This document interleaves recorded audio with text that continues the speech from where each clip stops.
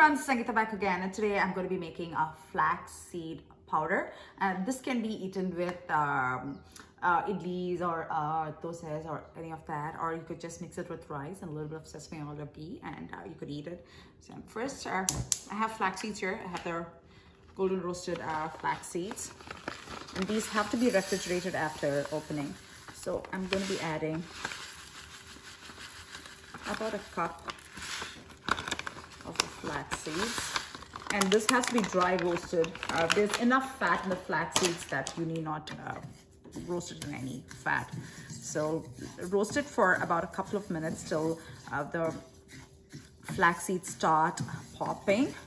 So that'll take about a couple of minutes or so. So I'm just going to be roasting it, dry roasting it. So I'm going to give it 30 more seconds. As you can see, it has started to release oil because it is high in natural fats, so that's what it is, and it has a lot of fiber, and it's really good for you to just eat it, like put some flax seeds, powder some flax seeds, and you could put it in your cereal or something, and it's excellent source of fiber. Or you could put it in like the dough that you make for rotis. That's really good. Again, as you can see that, I'm going to just quickly turn the gas off.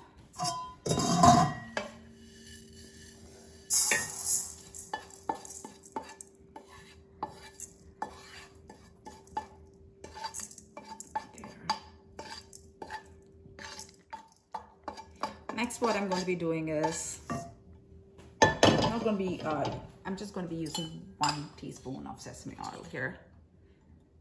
Less than a teaspoon actually. I'm going to turn on my gas stove again. And I'm going to be adding, what I have here is 2 tablespoons of coriander seed powder, about a teaspoon of cumin seed powder, and between quarter and half teaspoon of methi seeds or fenugreek seeds. I'm just going to be adding that here. I'm just going to be using the same spoon to saute this.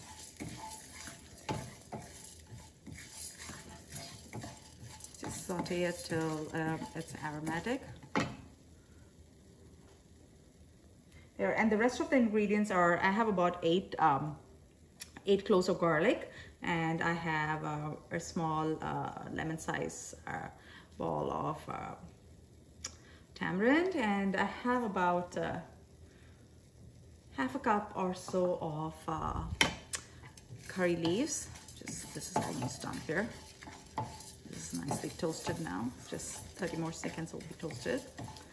And what you could do is you could add a little bit of jaggery also to it. I know some people do that, but I'm not going to do that. So, and then I have for spice, I have about 10 to 12 of the dried red chilies there. This goes in. Next goes in the red chilies.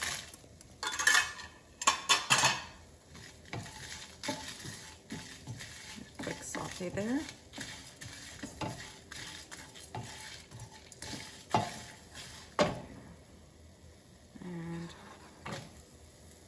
The garlic, saute the garlic, saute the garlic for about a minute and a half. It should not become golden or anything. It should, the raw smell should go, basically. That's what you're looking for. So as you can see, the garlic is not caramelized or anything. Be really careful not to caramelize it. You don't want the burnt flavor in your any of your puddings. So there. Next, I'm going to be adding the washed curry leaves. It's basically a fistful of curry leaves. That's what it is. If you want, you can add more. A quick saute. Just basically to cook the curry leaves so that you don't have the raw powder. And you can store this in the fridge, or you could store it outside because everything is pretty much cooked. So just saute it really well.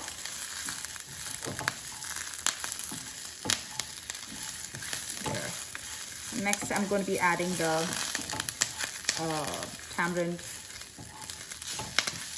I've not extracted the pulp or anything. It's just tamarind whole like that.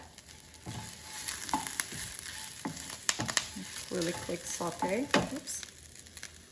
Just gonna saute it for about 45 seconds or so. I just want to cook all the ingredients because I'm going to be storing it outside. So the curry leaves have to be cooked. There. And I'm not going to be adding the salt now because if I add the salt, it will draw out the water, it will draw out the moisture from the curry leaf. And all of this has to be completely cool before we actually grind it, and it will be ground to a nice fine paste, just like how you would grind the mulgapdi or the gunpowder, as it's called. So there, it's almost done. Just another 10-15 more seconds.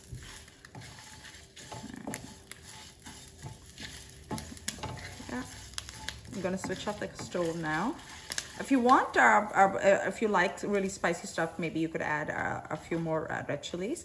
But this does not have any dal or anything to cut down the spice quotient. So I would say try with 10 to 12 red chilies, and then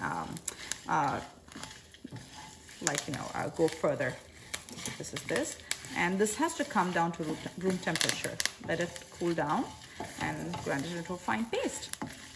So I ground up the flaxseed and the other masalas, and this is what you have here. I'm going to add some salt to this.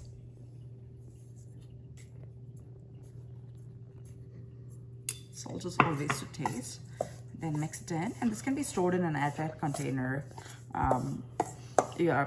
It's better to store it in the refrigerator. If not, you can store it in at room temperature, and if you store it in the refrigerator, it'll last longer, of course.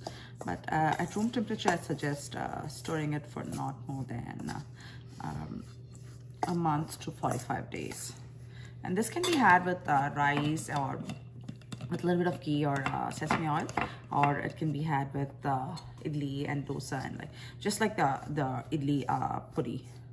It's very similar. The taste is really different, but the uses are very similar. And yeah, that's it. Thanks once again for watching the making of flaxseed powder. Please like, subscribe, and share, and comment down below what you'd like me to make next. Thank you.